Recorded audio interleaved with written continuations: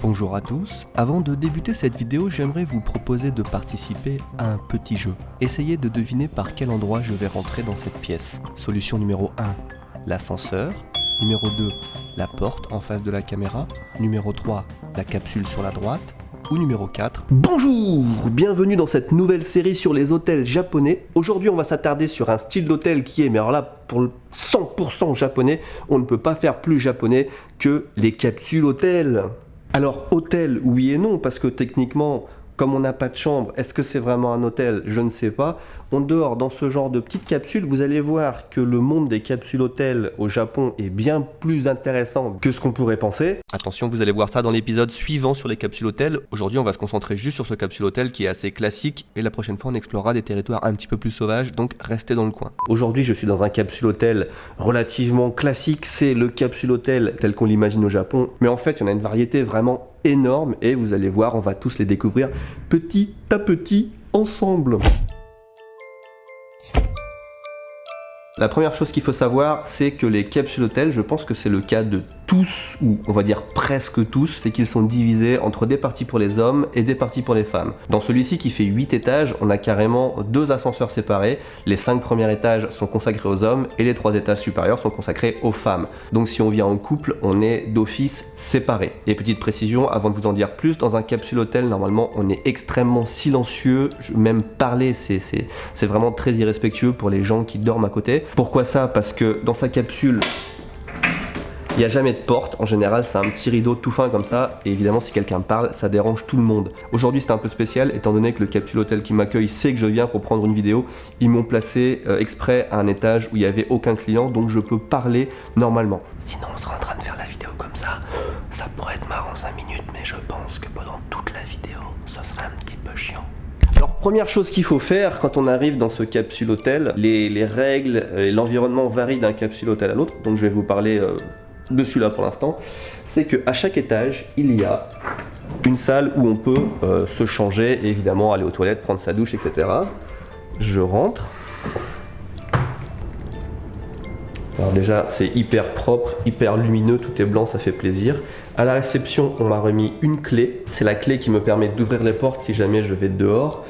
Et elle me donne aussi accès à un casier, donc le 507 pour moi, ça c'est mon casier. Je découvre avec vous comment ça fonctionne. Donc il y a un QR code, j'imagine qu'il suffit de le scanner. Parfait. L'intérieur assez simple, j'ai 2 cintres pour mes affaires, j'ai un petit sac dans lequel on trouve serviettes, petit patin, j'ai des vêtements carrément, c'est trop bien. Bah écoutez, je vais en profiter, j'avais pas prévu ça, mais étant donné qu'on a un set complet, je vais me changer, je vais peut-être même prendre une douche vu que j'ai tout ce qu'il faut, on va vraiment vivre l'expérience à fond. Ça va aller très vite, vous allez voir. Ah vous, t'as cru que j'allais réapparaître changé là, alors que j'ai disparu et que t'as vu la feinte, t'as compris? Voilà, je suis dans ma tenue pyjama. Attention quand on ferme la porte du casier à pas laisser sa carte à l'intérieur, sinon on a l'air con. Je suis bien content d'être changé parce que je sais pas quand cette vidéo sort, mais là actuellement on est en août. En août au Japon il fait chaud, en août au Japon il fait humide. Donc se changer là, je peux vous dire que c'est très appréciable. Je pense qu'on va prendre une petite douche dans pas longtemps, mais avant je vous en dis plus sur les capsules hôtels. Mon pod c'est celui-là, je suis en bas.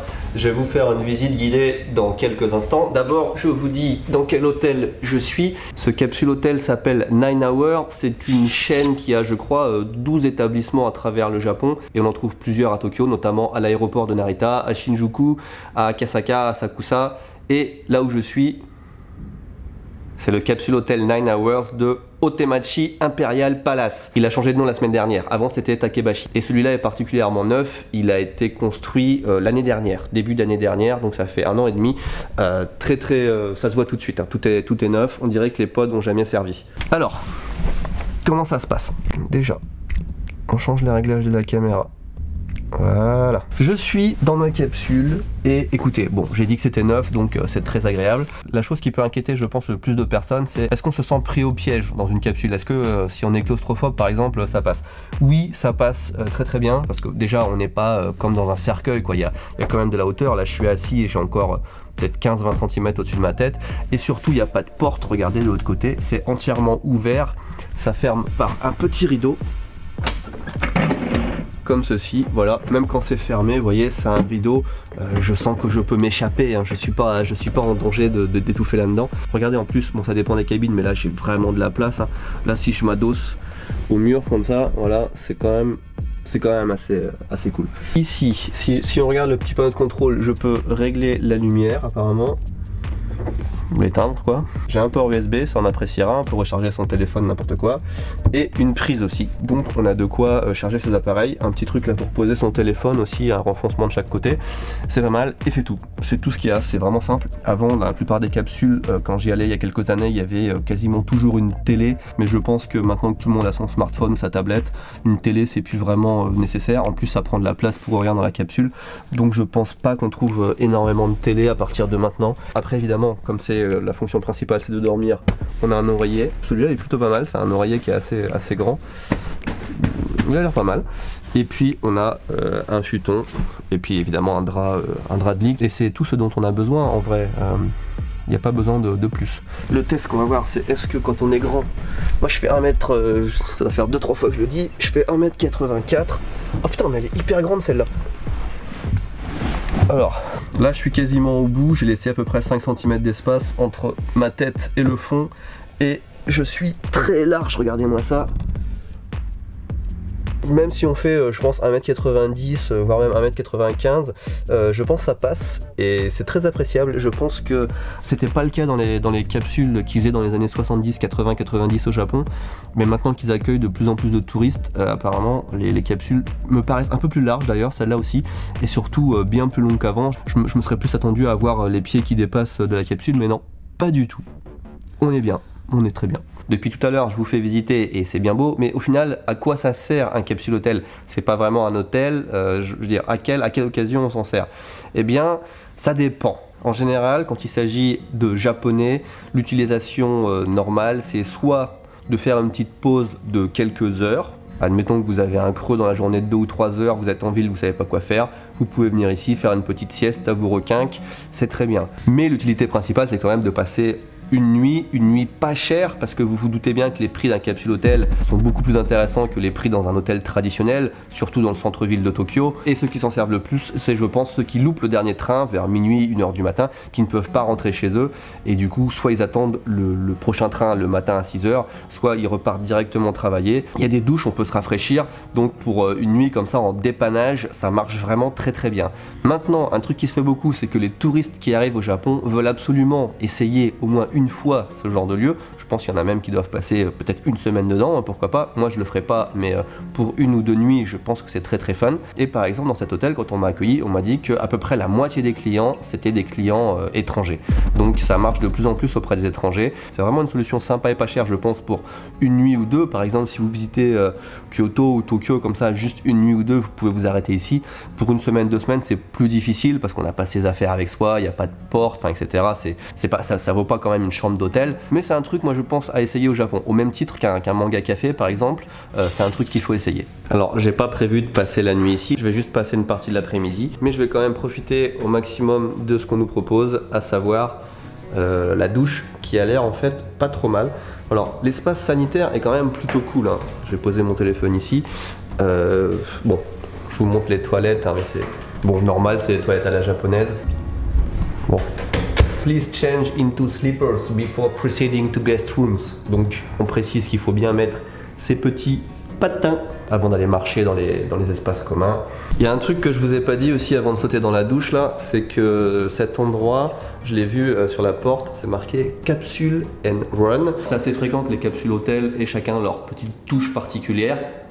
Et la bonne réponse était la réponse numéro 1, l'ascenseur. Si tu as gagné, bravo. Si tu as perdu, ne t'en fais pas. Tu as une petite consolation à la fin de la vidéo. C'est faux, il n'y a rien à la fin de la vidéo. La spécificité de ce capsule hôtel, c'est que juste pas trop loin, il y a une espèce de, je sais pas, c'est un stade, enfin c'est un endroit où les gens vont courir. Ce qu'ils font 9 Hour ici, c'est que si tu veux venir juste pour courir, eh ben ils te prêtent le nécessaire. Enfin tu peux juste louer des serviettes, une douche, et en bas j'ai vu qu'ils avaient même un partenariat avec Nike. Donc voilà, finalement si tu vas aller courir dans le coin, tu viens ici, tu te changes, tu mets tes affaires dans le casier, hop tu vas courir, après tu viens prendre une douche. et puis tu repars bosser ou faire ce que tu voulais. C'est assez sympa, je crois que ça coûte 500 yens. Je dis peut-être une bêtise, mais il me semble que ça coûte 500 yens, genre 4 euros. C'est hyper cool, je trouve, comme service. Et puis je vais prendre ma douche. Comme ça, j'aurai pas à prendre ma douche ce soir en rentrant chez moi. Ça sera, voilà.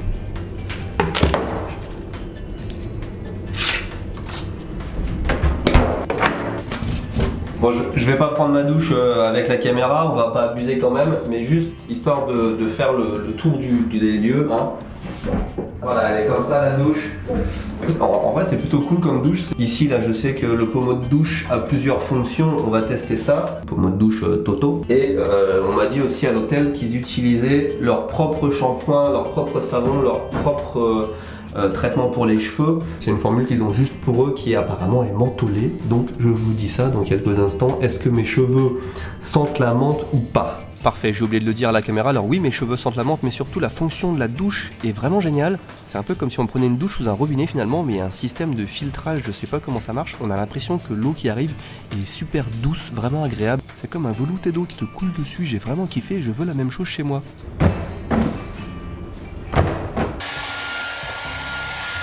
J'avais pas vu, mais dans le set de bain, non seulement t'as 2 serviettes et un tapis de sol, mais en plus t'as la petite brosse à dents.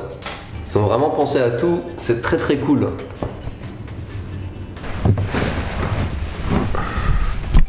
Écoutez, moi je suis posé dans ma capsule, je vais profiter un petit peu, il me reste encore 2 épisodes de The Boys à regarder. Avant qu'on se quitte, gardez juste 2 choses à l'esprit. La première, c'est que dans ce genre de lieu, normalement, on est très silencieux. Et là, que je puisse parler comme ça, c'est vraiment exceptionnel.